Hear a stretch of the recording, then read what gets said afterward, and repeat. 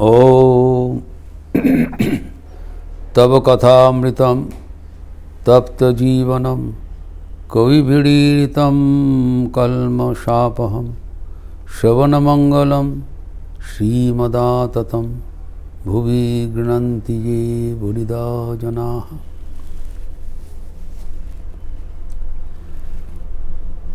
आज एक नया प्रसंग है।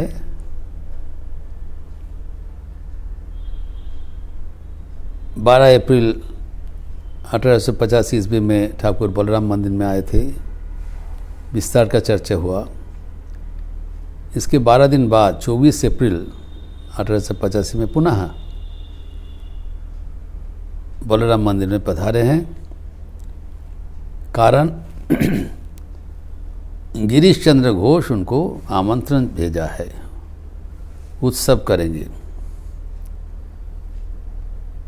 तो पहले बलराम मंदिर में आके विश्राम ले रहे हैं। दोपहर को भोजन के बाद दक्षिणेश्वर दूर है, फिर शाम को जाएंगे।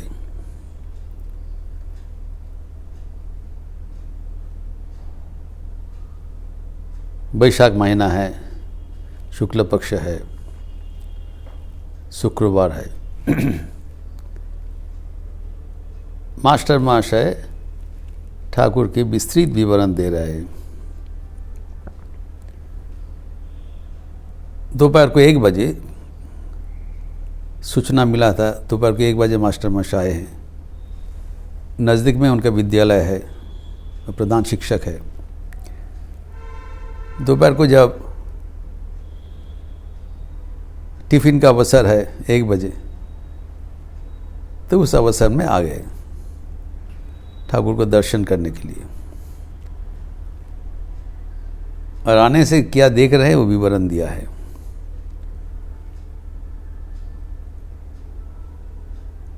देखा जी ठाकुर निद्रित है। बलराम बाबू का बैठक खाना में ठाकुर निद्रित है, निद्राविभूत है, एवं उसके साथ 2-1 भक्त भी है, वो भी विश्राम ले रहे हैं। वो साधारण घटना है, ठाकुर निद्रित है। तो मास्टर महाशय क्या कि एक पंखा लेके धीरे धीरे उनको व्यायाम कर रहे हैं, हवा लगा रहे हैं, तब उनकी सेवा कर रहे हैं। ठाकुर निद्रित है, he is asleep.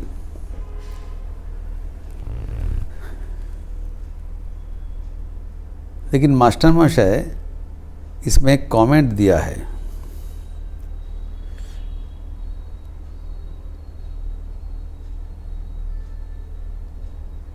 Unfortunately, दुर्भाग्यवशतः master महाशय का मंतव्य इनके अनुवाद में, हिंदी अनुवाद एवं अंग्रेजी अनुवाद में डिलीट कर दिया, अनावश्यक समझ कर डिलीट कर दिया। लेकिन मास्टर महाशय स्वयं व्यासदेव है, एक भी बात उनका अनावश्यक नहीं होगा। प्रत्येक शब्द अनुधावन योग्य है। देखिए मास्टर महाशय क्या लिखा है। मास्टर आके सोच रहे हैं, जब हवा कर रहे हैं सोच रहे हैं कि आश्चर्य की बात है, ये महापुरुष है। अवतार शब्द नहीं लिखा, ये महापुरुष है। ये भी साधारण व्यक्ति के लिए निद्रित है, ये सोच रहे हैं।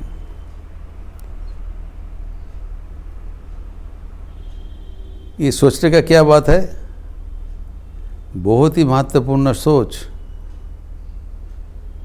इसके भीतर गंभीर तत्व निहित है।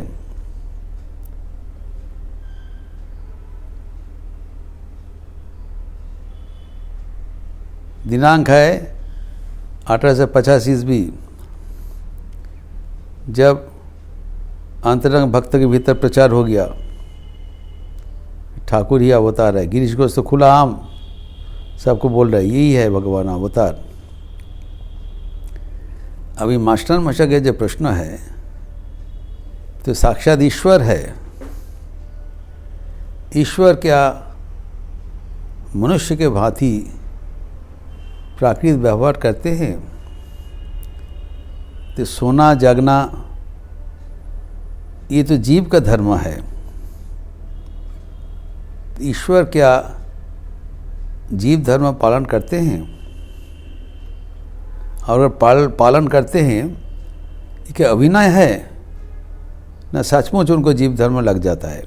This is the major controversial question. Is he pretending to sleep?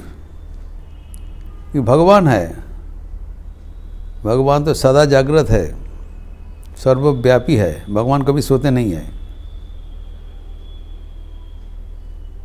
Thakur ji जैसे लाटू मानस को बताया कि भगवान कभी सोते नहीं है, वो सर्वदा कान खोल के सुन रहे हैं, कौन भक्त तो कहाँ उसको पुकार रहे हैं। तो अगर यही अवस्था है तो सामने किसको देख रहा हूँ, ये कौन है?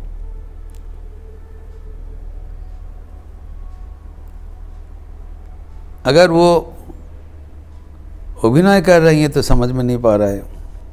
अगर अभिनय नहीं कर रहे हैं, अगर जीव धर्म पालन करते हैं, तब क्या उस समय में ईश्वर नहीं रहता है?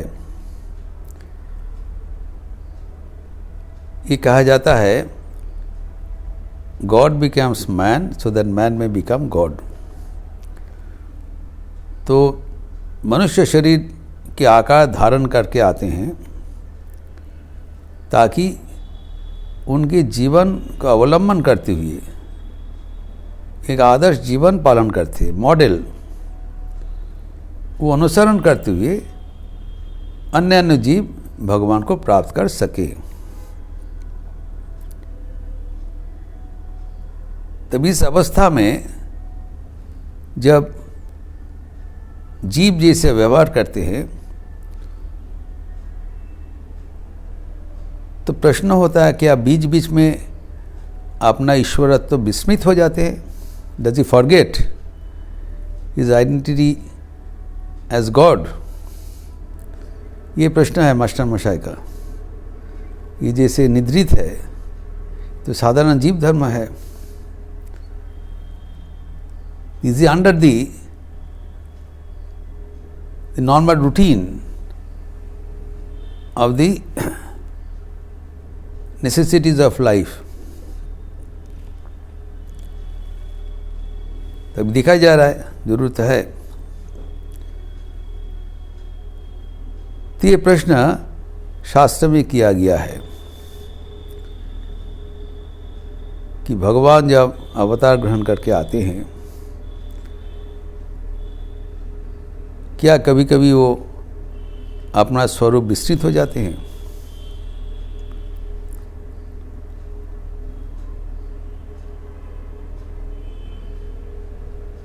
ये कहा गया है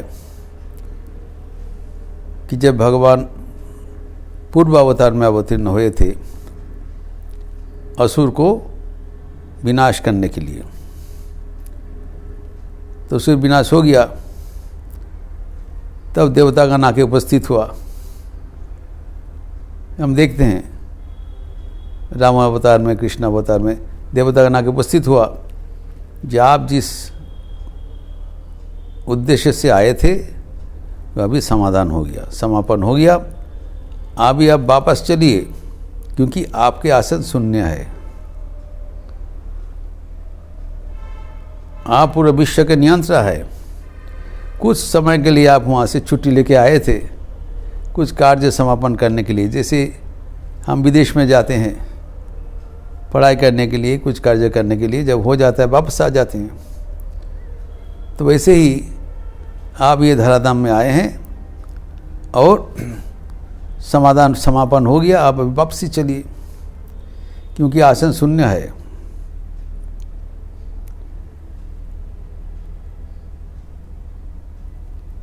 तभी प्रश्न होता है ईश्वर अगर सर्वव्यापी है, उनका आसन कैसे शून्य हो गया? तो वहाँ भी थे, शून्य कैसे हो गया? लेकिन ये शास्त्र में है।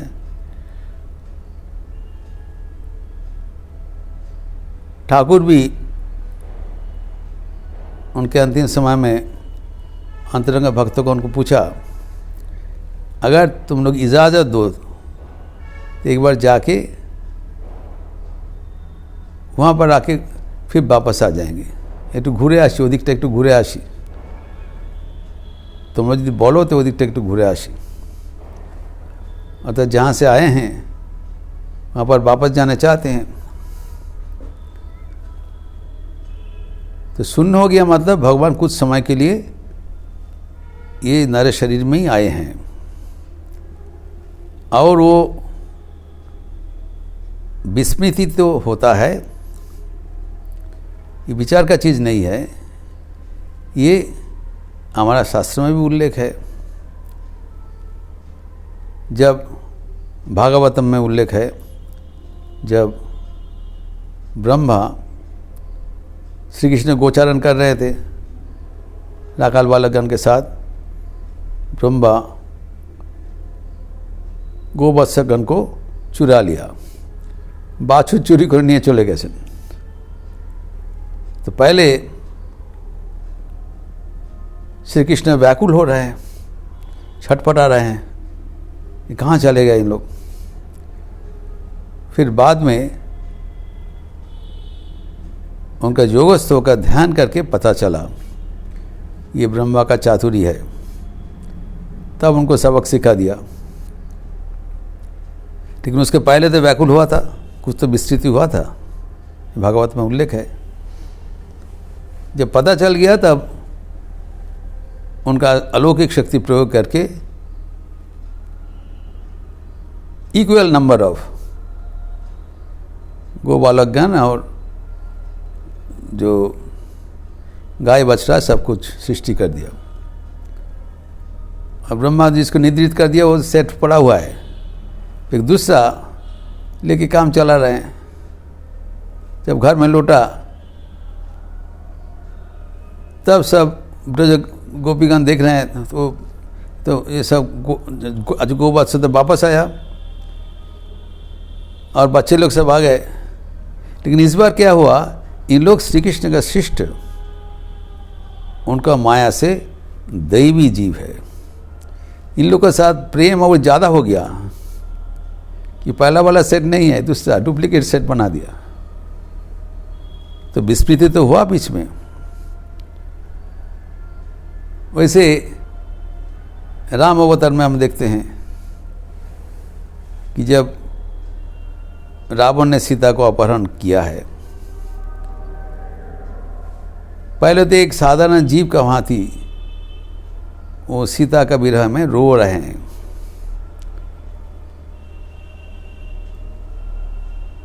और फिर वो एक प्रेम का प्रकाश हो सकता है, लेकिन फिर सीता को अन्वेषण करने के लिए चारों ओर वानरगण को भेज रहे हैं, खुद ही ढूंढ रहे हैं। अगर आप भगवान हो तो आपको क्या पता नहीं कहाँ चले गए? आप तो ईश्वर हो। तो फिर ढूंढने के लिए चारों ओर, ये तो अभिनय नहीं है। तो भगवान जीव शरीर धारण करते हैं, जीव के जैसे व्यवहार करते हैं, उनके अज्ञान भी अपनाते हैं, लेकिन सर्वदा उनका ईश्वरत्व तो याद नहीं रहता है।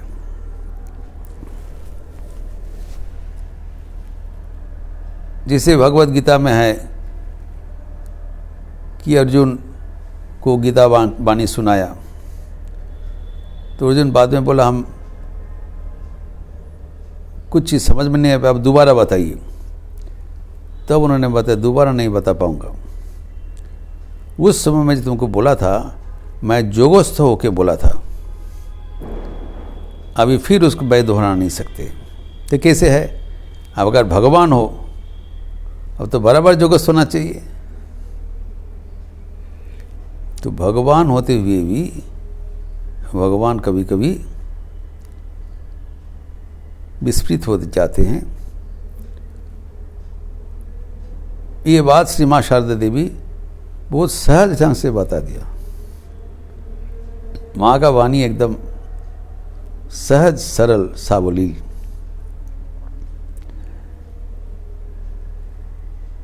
तो माँ ने बताया कि इन लोग कैसे हमको समझेंगे, मेरा स्थान कहाँ है। मैं तो वैकुंठ में नारायण के बगल में बैठे हुए, मैं लक्ष्मी का हमारा आसन है। इन लोग कैसे हमें कितना अत्याचार कर रहे हैं। लीला रूप से ग्रहण किया। तो किसी ने प्रश्न किया कि माँ, आपके जो दैवी स्वरूप है ये सर्वदा आपको याद रहता है?